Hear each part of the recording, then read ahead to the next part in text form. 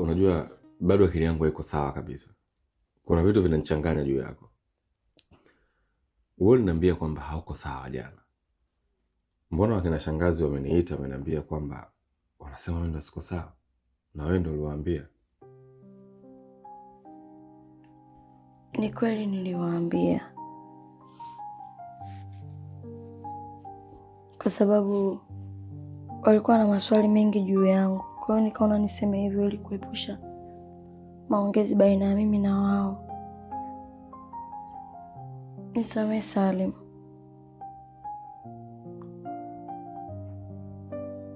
Kwa nahisi hiyo ndo ilikuwa njia sahihi ya kufanya hivyo ili kuwakatisha maongezi yao? Hapana. Lakini ni kweli kwamba